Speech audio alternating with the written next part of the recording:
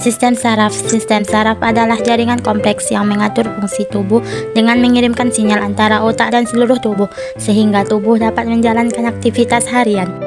Jenis sistem saraf. Jenis sistem saraf ada dua, yaitu sistem saraf sadar dan sistem saraf tak sadar atau otonom. Sistem saraf sadar terdiri dari sistem saraf pusat dan sistem saraf tepi. Sistem saraf pusat terdiri dari otak dan sumsum tulang belakang. Sistem saraf tepi terdiri dari saraf kranial dan saraf spinal. Sistem saraf tak sadar atau otonom, sistem saraf simpatik dan sistem saraf parasimpatik. Sistem saraf tepi terdiri dari sistem saraf kranial dan sistem saraf spinal. Sistem saraf kranial itu yang keluar dari otak dan mengontrol wajah, kepala, serta sebagian organ dalam yang berjumlah 12 pasang.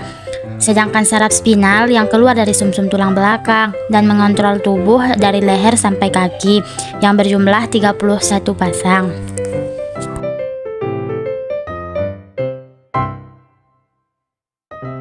Sumsum tulang belakang. Nah, gambar yang di sebelah kanan ini adalah gambar struktur sumsum tulang belakang jika disayat melintang. Sumsum tulang belakang ini berfungsi menghubungkan saraf dari dan ke otak. Jika sel saraf ingin menuju kepala, pasti melewati sumsum tulang belakang. Jika sel saraf yang menuju ke ujung paling bawah atau ke ujung kaki, pasti melewati sumsum tulang belakang. Sumsum tulang belakang ini terletak dari pangkal leher sampai ke tubuh. Sumsum tulang belakang berfungsi sebagai pusat refleks motorik, yaitu gerakan refleks yang dilakukan oleh organ-organ tubuh.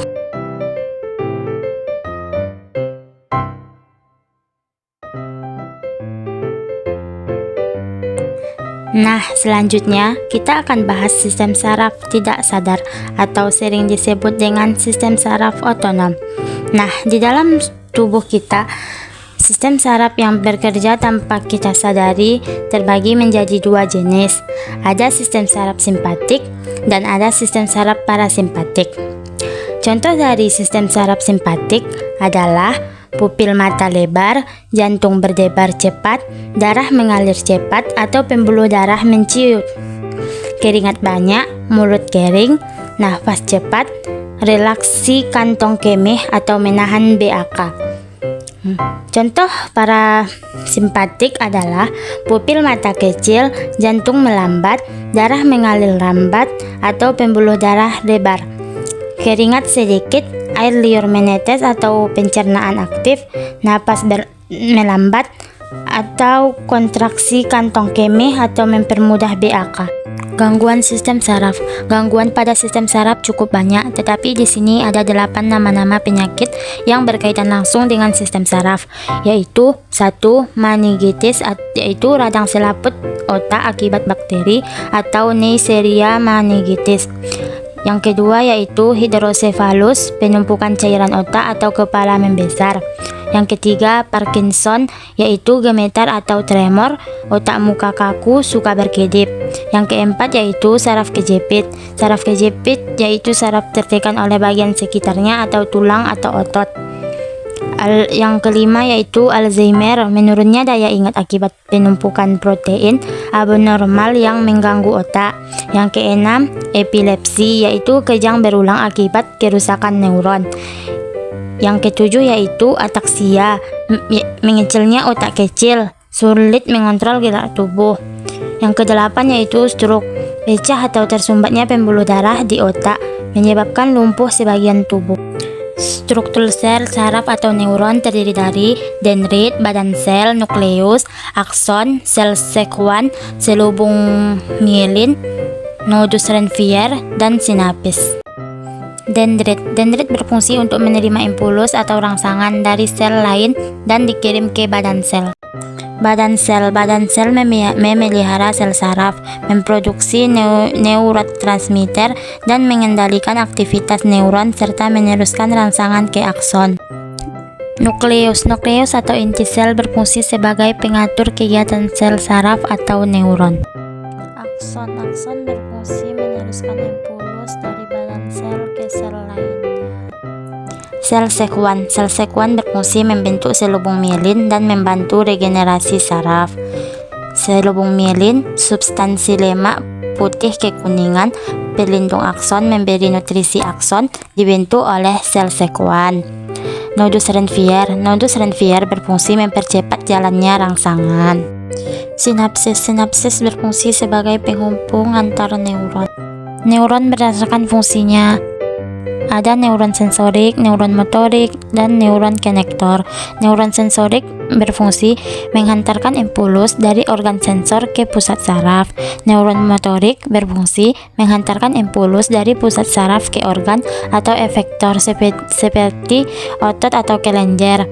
Neuron konektor berfungsi menghubungkan satu neuron dengan neuron lainnya.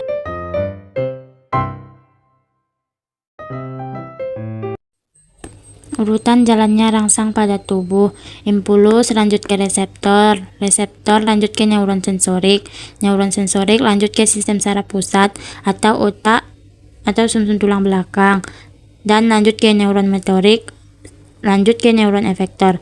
Jika gerak sadar menuju otak, jika gerak refleks menuju sumsum tulang belakang.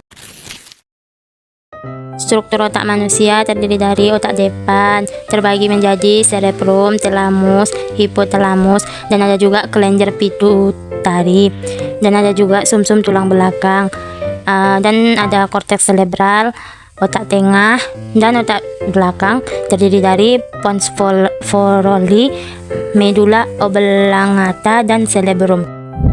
Otak besar atau cerebrum. Lobus frontalis bagian dahi, fungsinya pengambilan keputusan atau berpikir, gerakan sadar, emosi, bahasa, atau produksi membau.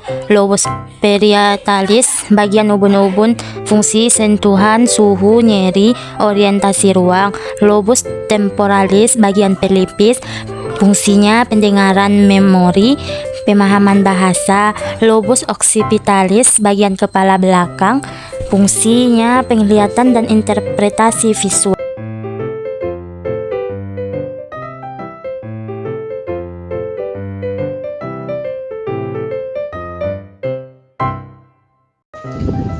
Sistem endokrin adalah sistem kelenjar dalam tubuh yang menghasilkan dan mengeluarkan hormon ke dalam aliran darah. Hormon-hormon ini berfungsi untuk mengatur berbagai proses tubuh seperti pertumbuhan, metabolisme, suasana hati, reproduksi, dan keseimbangan internal atau hemostasis. Kelenjar hipotalamus adalah bagian kecil dari otak yang terletak di bawah talamus dan di atas kelenjar pituitari atau hipofisis, yang berfungsi sebagai pengatur utama atau pusat kontrol bagi aktivitas tubuh, terutama yang bertahan dengan hormon, suhu tubuh, rasa lapar, haus, emosi, dan tidur. Kelenjar hipofisis atau disebut juga dengan pituitari adalah kelenjar endokrin utama yang berfungsi mengatur kerja dan kelenjar lain di tubuh, sehingga sering disebut sebagai master gland atau kelenjar pengendali utama. Kelenjar ini terletak di dasar otak, tepatnya di bawah hipotalamus, dan terhubung dengannya melalui korteks kecil yang disebut infundibulum. Dibagi menjadi dua, lobus anterior atau adenohipofisis menghasilkan berbagai hormon seperti hormon pertumbuhan atau GH, prolaktin, ACTH, TSH, FSH, dan LH. Lobus posterior atau neurohipofisis menyimpan data dan membebaskan hormon yang diproduksi hipotalamus, yaitu oksitosin dan ADH atau antidiuretik. Kelenjar pineal atau epifisis adalah kelenjar endokrin kecil yang terletak di tengah otak, tepatnya di antara dua belahan otak besar dekat bagian belakang talamus. Fungsi utamanya adalah menghasilkan hormon melatonin, yaitu hormon yang berperan dalam 1. Mengatur siklus tidur dan bangun atau ritme sirkadian, 2. Menyesuaikan tubuh terhadap perubahan cahaya dan kegelapan, sampai produksi melatonin meningkatkan saat malam hari dan menurun saat siang. 3. Mempengaruhi perkembangan seksual pada masa pubertas. Kelenjar tiroid dan paratiroid. Tiroid letak di bagian depan leher, tepatnya di bawah jakun atau laring, bentuk seperti kuku-kuku dengan dua lobus kanan dan kiri yang dihubungkan oleh bagian tengah. Fungsi utama menghasilkan hormon yang mengatur metabolisme tubuh, yaitu tirekim atau T dan triodotironin, mengatur kecepatan metabolisme pertumbuhan dan perkembangan. Kalsitonin menurunkan kadar kalsium dalam darah dengan cara menyimpan kalsium ke tulang. Paratiroid beta, ada 4 kelenjar kecil yang menempel di belakang kelenjar tiroid. Fungsi utama menghasilkan hormon paratiroid atau PTH yang berperan penting dalam mengatur kadar kalium dan fosfat dalam darah. PTH meningkatkan kadar kalsium darah dengan cara mengambil kalsium dari tulang, meningkatkan penyerapan kalsium di usus, dan mengurangi pengeluaran kalsium lewat urin. Kelenjar timus terletak di dada bagian atas, tepat di belakang tulang dada atau sternum, dan di depan jantung, berperan penting dalam sistem kekebalan tubuh, terutama pada masa kanak-kanak. Kelenjar ini menghasilkan hormon thymosin yang berfungsi membantu pembentukan dan pematangan sel atau limfosit T, yaitu sel darah putih yang berperan dalam pertahanan tubuh terhadap infeksi. Kelenjar pankreas terletak di belakang lambung dan memanjang ke arah depan. Pankreas sebagai kelenjar endokrin atau menghasilkan hormon. Insulin menurunkan kadar gula darah dengan melepaskan glukosa dari hati. Glukagon menaikkan kadar gula darah dengan melepaskan glukosa dari hati. Somatostatin mengatur keseimbangan antara insulin dan glukosa. Sebagai kelenjar eksorin atau menghasilkan enzim pencernaan, menghasilkan enzim amilase, lipase, dan tripsin yang membantu mencerna karbohidrat, lemak, dan protein usus halus. Kelenjar testis dan ovarium. Kelenjar testis, kelenjar endokrin pada pria yang menghasilkan hormon testosteron. Fungsinya mengatur pembentukan sperma, pertumbuhan otot, dan ciri-ciri kelamin sekunder pria. Kelenjar ovarium, kelenjar endokrin pada wanita yang menghasilkan hormon estrogen dan progesteron. Fungsi mengatur siklus menstruasi, pematangan sel telur, dan perkembangan ciri-ciri kelamin sekunder wanita. Gangguan pada sistem endokrin: 1. Hipertiroidisme, 2. hipotiroidisme, 3. Diabetes mellitus, 4. gigantisme dan akromegali, 5. dwarfisme, 6. penyakit Addison, 7. sindrom Cushing, 8. gangguan hormon reproduksi. Cara merawat sistem endokrin: 1. konsumsi makanan bergizi seimbang, 2. rutin berolahraga, 3. tidur cukup dan teratur, 4. kelola stres dengan baik, 5. hindari rokok, alkohol, dan obat-obatan terlarang, 6. batasi konsumsi gula dan makanan olahan, 7. rutin periksa kesehatan, 8. cukupi kebutuhan cairan tubuh. Organ reproduksi wanita. Organ reproduksi eksternal atau luar, organ reproduksi internal atau dalam. Organ reproduksi internal atau dalam: ovidum atau tuba fallopi, ovarium, uterus, vagina. Ovarium atau indung telur, tempat menghasilkan sel telur atau ovum.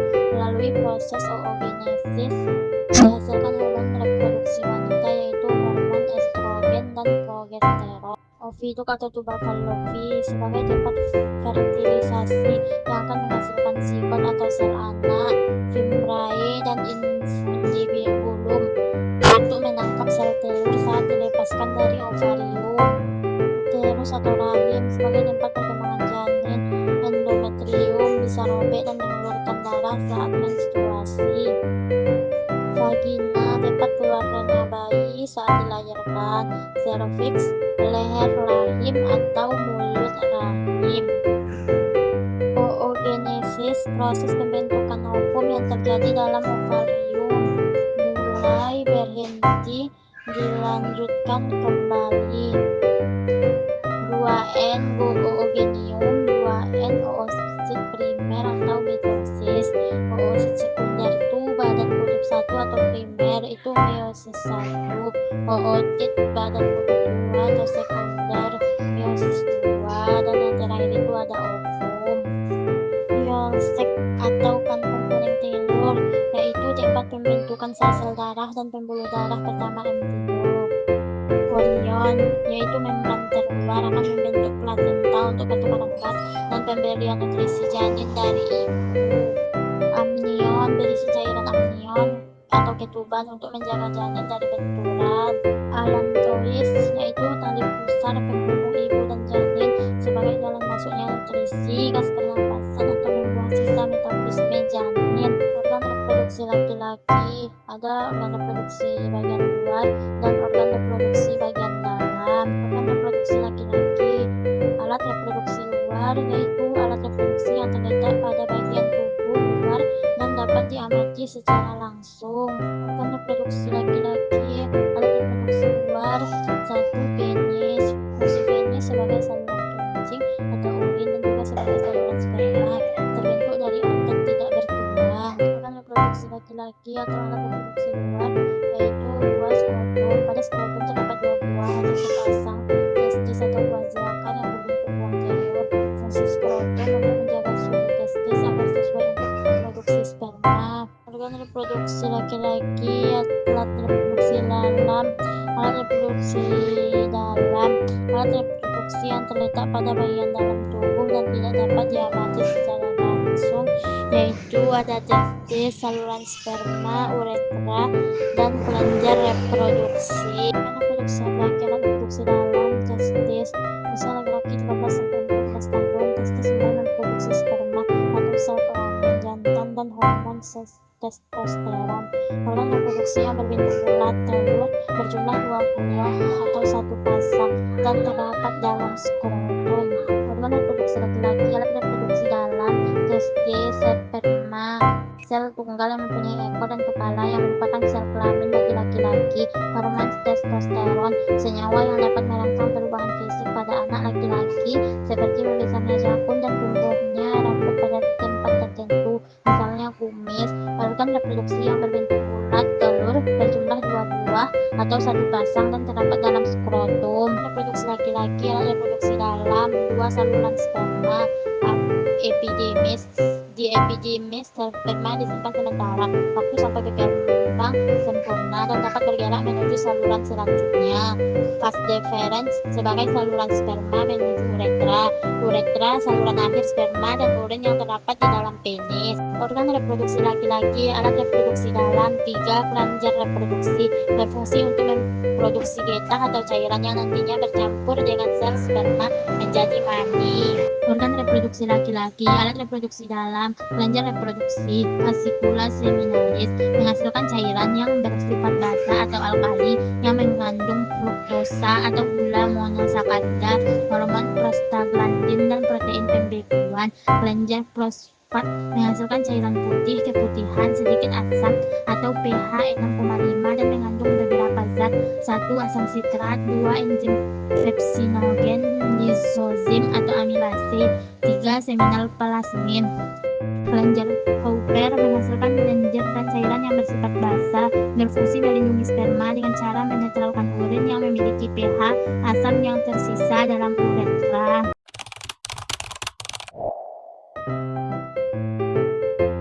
Sistem muskuloskeletal merupakan sistem yang berperan dalam penunjang, melindungi, dan menopang tubuh.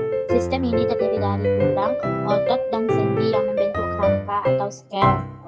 Tulang merupakan sebuah jaringan ikat khusus yang saling berhubungan membentuk persendian. Tulang tersusun atas, tulang aksial, tulang kepala, frontal, occipital, zygomatic, rahang bawah, frontal, temporal, air mata, tulang hidung, tulang pipi, tulang rahang atas.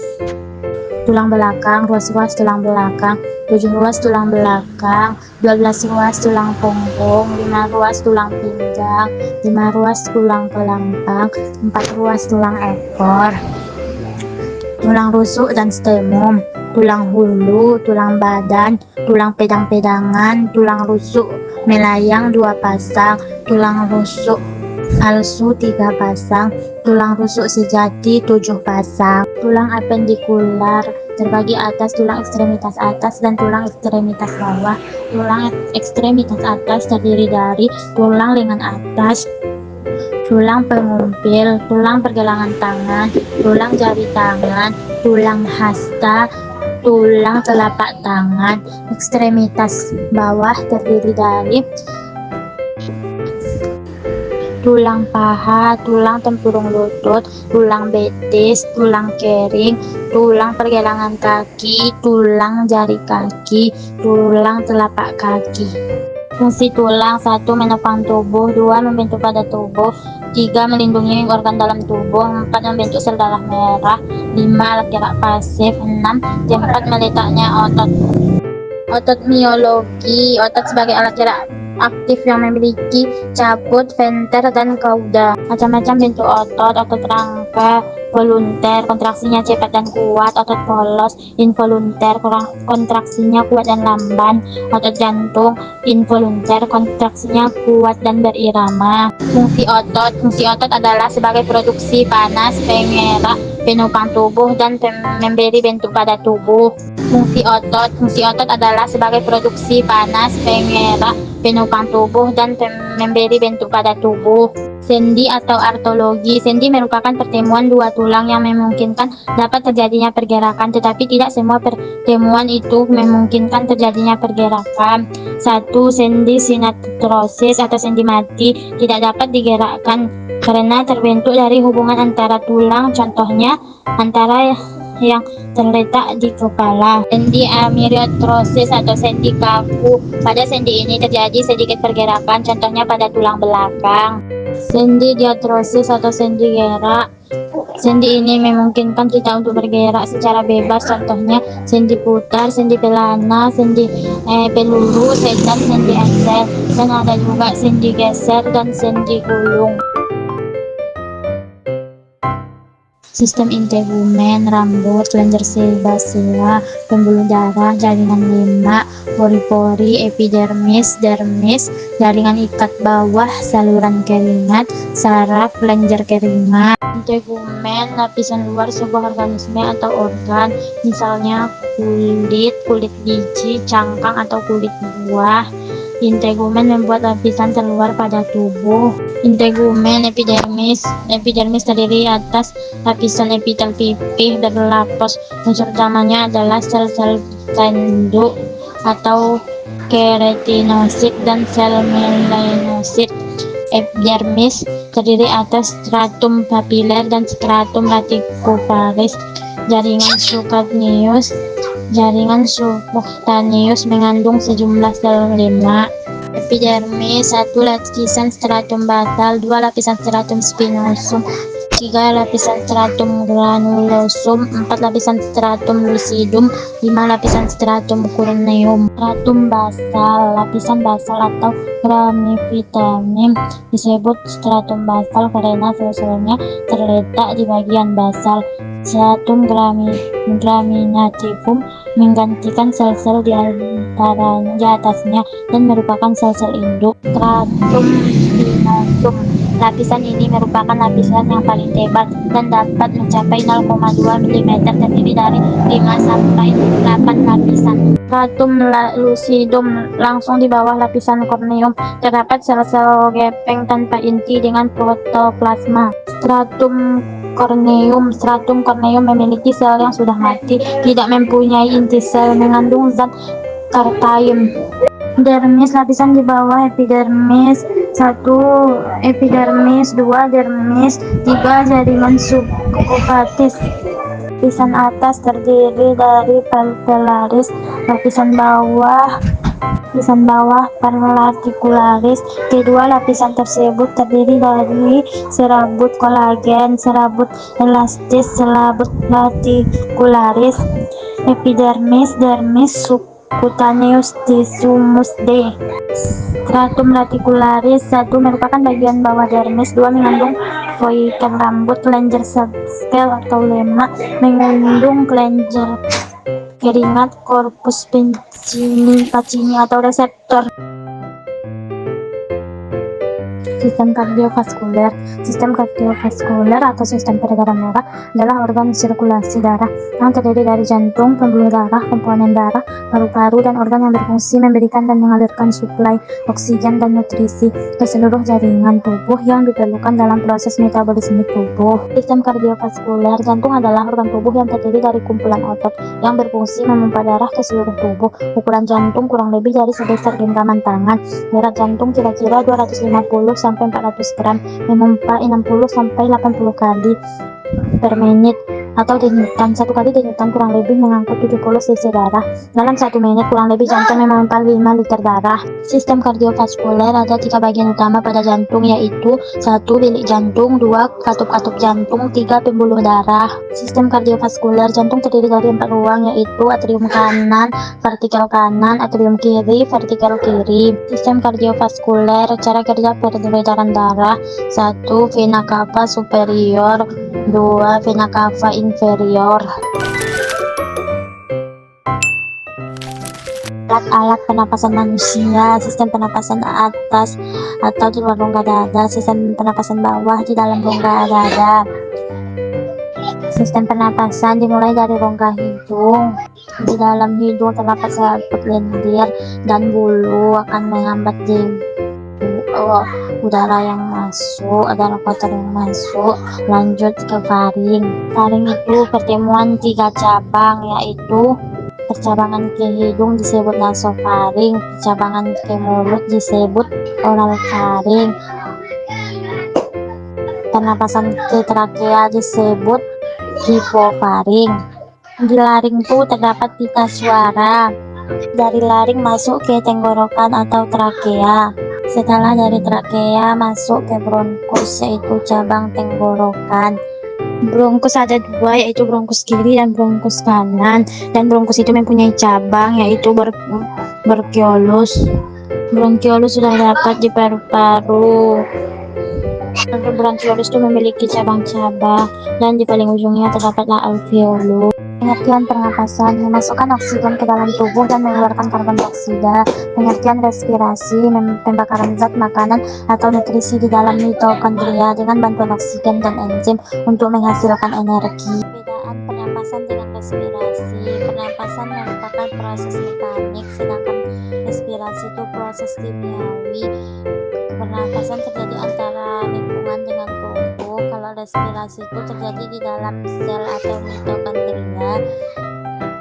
Tujuan pernapasan: pertukaran gas dari lingkungan dalam tubuh. Kalau tujuan respirasi itu memecah nutrisi untuk menghasilkan energi. Jenis-jenis respirasi berdasarkan tujuannya: respirasi eksternal atau pernapasan, respirasi internal atau seluler.